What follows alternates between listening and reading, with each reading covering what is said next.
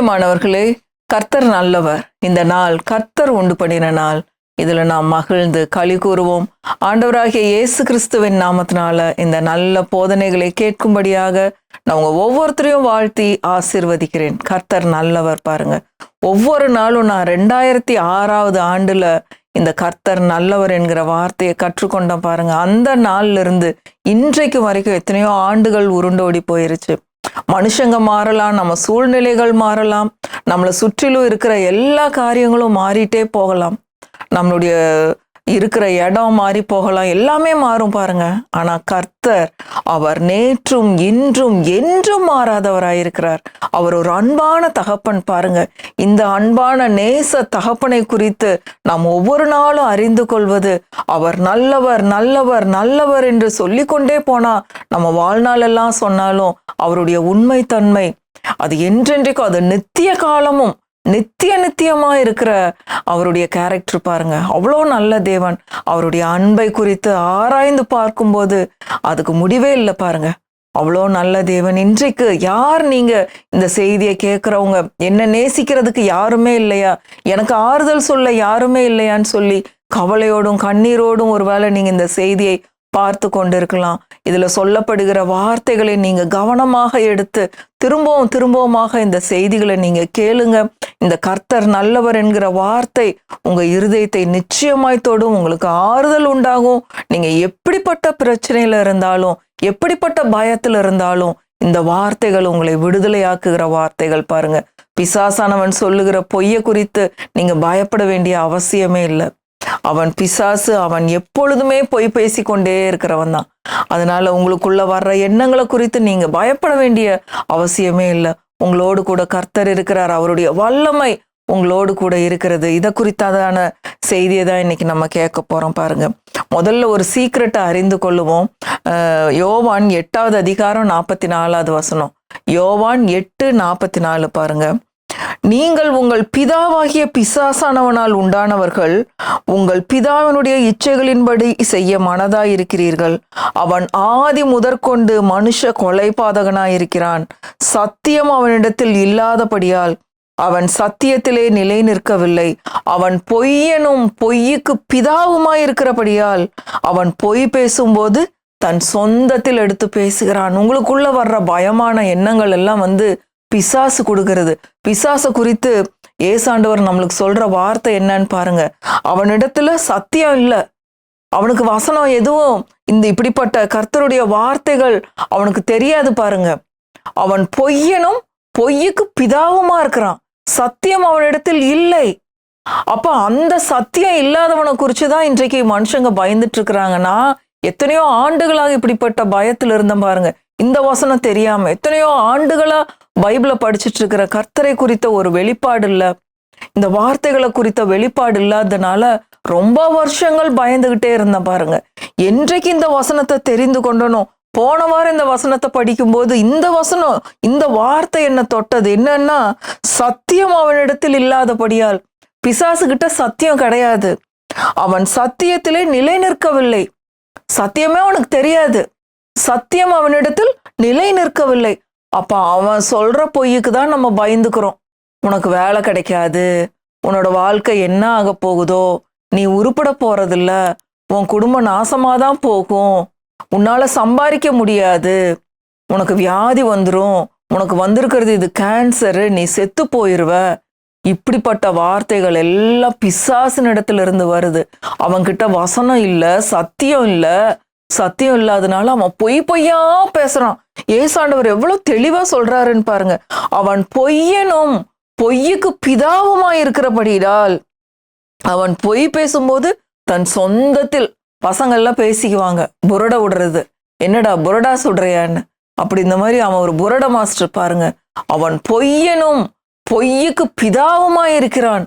அவன் பொய் பேசும்போது தன் சொந்தத்தில் எடுத்து பேசுகிறான். பயப்படுறவங்களுக்கு இந்த வசனத்தை எடுத்து சொல்லுங்க, இந்த சீக்ரெட்டை சொல்லுங்க. அப்போ இன்னொரு வசனம் என்ன சொல்லுதுன்னா, பிசாசுக்கு எதிர்த்து நில்லுங்கள், அப்பொழுது அவன் உங்களை விட்டு ஓடி போவான். ஏசாண்டவர் அதை தான் பண்ணாரு. மத்தேயு 4வது அதிகாரத்துல நம்ம படிக்கிறோம். பிசாசு சோதிக்க வரும்போது ஆண்டவர் சொன்னார், அப்பாலே போ சாத்தானே, அப்படின்னு சொன்ன உடனே சில காலம் அவன் அவரை விட்டு விலகி போனான் அப்படின்னு சொல்லி நம்ம வாசிக்கிறோம். பிரியமானவர்களே, எத்தனையோ முறை இந்த உதாரணத்தை சொல்லியிருக்கிற தெருநாய் சொறிநாய் நம்மளை துரத்திக்கிட்டு வருது, இல்லை நம்ம வீட்டுக்குள்ள வந்து உட்காந்துக்குதுன்னா உட்காந்து ஐயோ ராஜா உட்காந்துக்கோ தங்கமே பொண்ணேன்னு கொஞ்சுவோமா?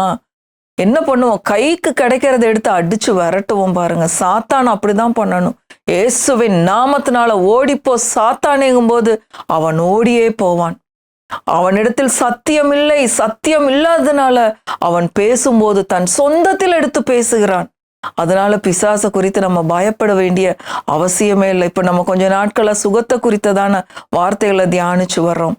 இன்றைக்கு இன்னொரு முக்கியமான வசனத்தை படிக்க போறோம். கர்த்தருடைய வல்லமையை குறித்து நம்ம படிக்க போறோம்.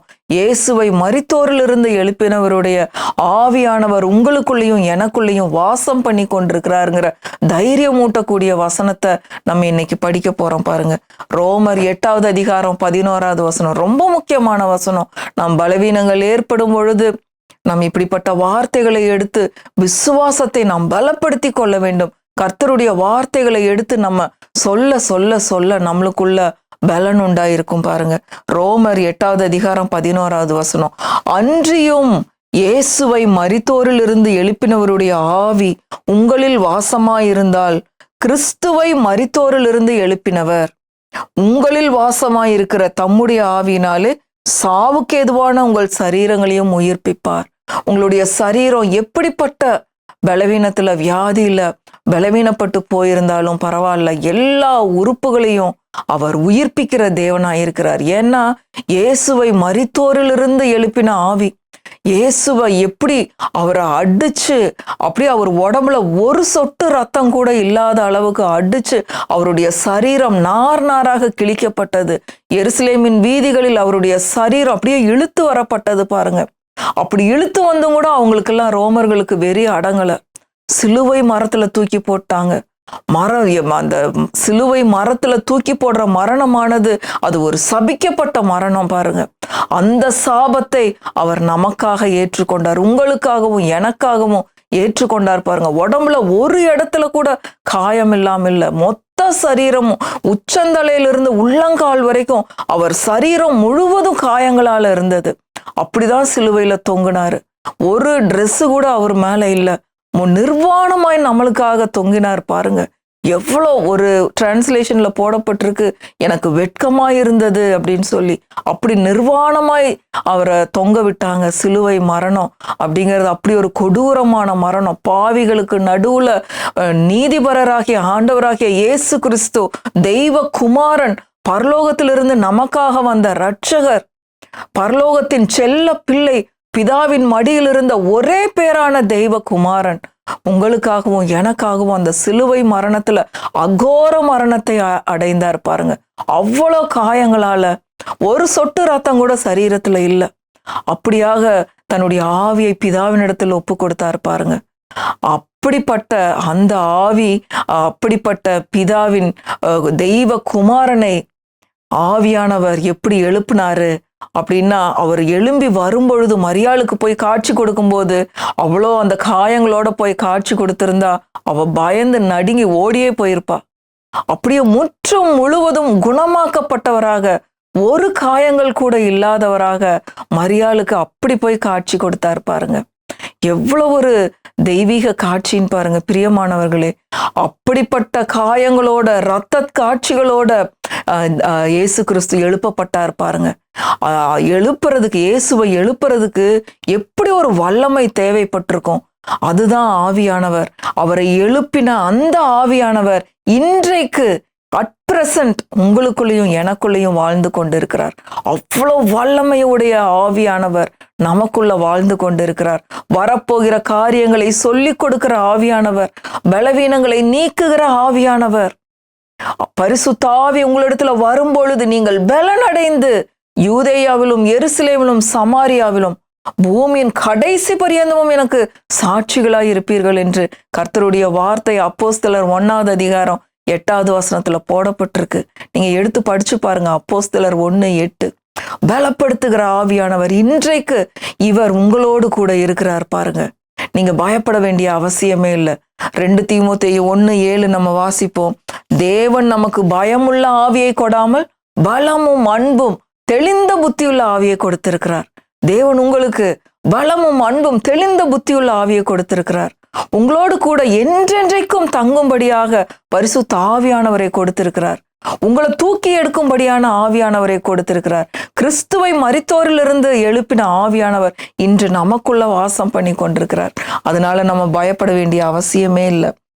திரும்பவும் வாசிப்போம், ரோமர் 8:11. அன்றியும் இயேசுவை மரித்தோரிலிருந்து எழுப்பினவருடைய ஆவி உங்களில் வாசமாய் இருந்தால் கிறிஸ்துவை மரித்தோரிலிருந்து எழுப்பினவர் உங்களில் வாசமாய் இருக்கிற தம்முடைய ஆவியினாலே சாவுக்கு ஏதுவான உங்கள் சரீரங்களையும் உயிர்ப்பிப்பார்.